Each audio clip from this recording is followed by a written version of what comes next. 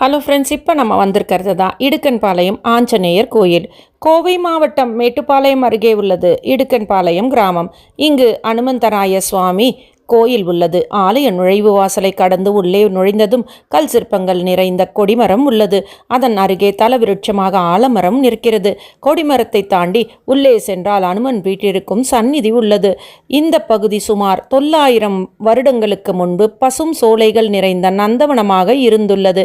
கிருஷ்ணதேவராயர் ஆட்சி காலத்தில் அவரது குலகுருவான வியாசராஜ தீர்த்தர் இங்கு நடந்தே வந்துள்ளார். அப்போது இங்கு ஒரு ஆளுயர அழகிய பாறை தென்பட்டது. அந்த பாறையில்தான் ராமாயண காலத்தில் அனுமன் அமர்ந்து தியானம் செய்துள்ளார். சுயம்புவாக தோன்றிய இந்த பாறை அனுமனின் அருள் நிறைந்த பாறை என்பதை உணர்ந்த வியாசராஜ தீர்த்தர் அந்த பாறையின் முன்பாக விழுந்து வணங்கினார். அவரின் உத்தரவுப்படியே அந்த பாறையில் அனுமனின் சிலை புடைக்கப்பட்டது. பின்னர் அனுமனுக்காக சிறிய ஆலயம் அமைக்கப்பட்டது. இந்த நிலையில் கடந்த 1994ஆம் ஆண்டு பொதுமக்களின் பேராதரவால் கோயில் புனரமைக்கப்பட்டுள்ளது. அனுமனுக்கு சுந்தரன் என்ற பெயரும் உண்டு. சீதா பிராட்டியை தேடி இலங்கை செல்லும் வழியில் அனுமன் பல தடங்கல்களை சந்தித்திருக்கிறார். அவற்றை தன் வீரத்தாலும் விவேகத்தாலும் வெற்றி கண்டார். அதன் ஒரு பகுதியாகவே இங்குள்ள பாறை மீது அனுமன் வந்து அமர்ந்து தவம் செய்ததாகவும் சொல்லப்படுகிறது. இங்குள்ள அனுமன் சிற்பத்தில் ஓங்கிய வலது திருக்கரத்தில் தெய்வீக வகையான சுதர்சன ரேகை வடிக்கப்பட்டுள்ளது. இது சக்கரத்தாழ்வார் என்னப்படும் சுதர்சனரின் சக்தியை குறிப்பதாகும்.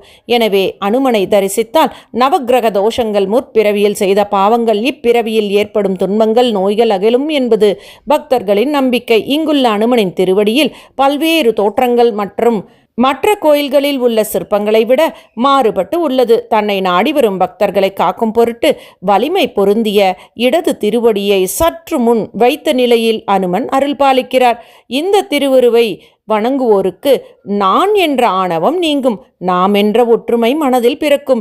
இதனால் அவர்களின் தலைமை பண்பு தரணியை ஆளும் என்பது ஐதீகம். ராமபிரானின் திருவடிகளை ஏந்திய வலது திருக்கரம் அபய திருக்கரமாக அமைந்துள்ளது. ஓங்கி உயர்ந்து தலைக்கு மேல் தூக்கிய திருக்கரம் அடியவர்களுக்கு வாழ்வளிக்கும் வகையில் விளங்குகிறது.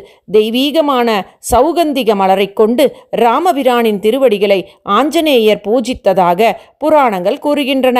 இந்த வகையில் இந்த கோயிலில் அனுமன் தனது திருக்கரத்தில் கௌகந்திக மலரை தாங்கிய திருக்கோலம் உள்ளது. இந்த கோலத்தை தரிசிக்கும் பக்தர்களுக்கு நோய்கள் நீங்கி சகல சௌபாகியங்களும் கைகூடும். இடது தொடையில் ஊன்றிய திருவடி பக்தர்களுக்கு அருளும் வீரத்தினை உணர்த்துவதாக உள்ளது. இந்த திருக்குக்கு வந்து அனுமனை வழிபட்டால் கலையாத கல்வியும், நீண்ட ஆயுளும், கபடு வாராத நட்பும், கன்றாத வளமையும், குன்றாத இளமையும், கழுப்பினி இல்லாத உடலும், சலியாத மனமும், அன்பகலாத மனைவியும், தவறாத சந்தானமும், தாழாத கீர்த்தியும், மாறாத வார்த்தையும், தடைகள் வாராத கொடையும், தொலையாத நிதியமும், கோணாத கோலும், ஒரு துன்பம் இல்லாத வாழ்வும் கிடைக்கப்பெறும். இந்த கோயிலில் தினமும் 6 கால பூஜைகள் நடக்கிறது. திங்கள் முதல் ஞாயிற்றுக்கிழமை வரை ஒவ்வொரு நாளும் சுவாமிக்கு கதலிப்பழம், சுடு பால், பருப்பு, நெய் சாதம், அவல், கல்கண்டு, வெண்பொங்கல், சர்க்கரை, நெய் சாதம், சர்க்கரை பொங்கல், இனிப்பு அவல், வடை, எலுமிச்சை, அன்னம், புளியோதரை சாதம், தயிர் சாதம், தேங்காய் சாதம், சுண்டல் உள்ளிட்ட பொருட்களால் நைவேத்தியங்கள் செய்யப்படுகின்றன. கோவையிலிருந்து 51 கிலோமீட்டர் தொலைவிலும், மேட்டுப்பாளையத்தில் இருந்து 14 கிலோமீட்டர் தொலைவிலும், சிறுமுகையிலிருந்து 5 கிலோமீட்டர் தொலைவிலும் இடுக்கன்பாளையம் அமைந்துள்ளது. மிகவும் பிரம்மாண்டமாக இருக்கிறது இந்த அனுமன் சிலை. எல்லோரும் வந்து அவருடைய அருளை பெறுவோம். நன்றி, வணக்கம்.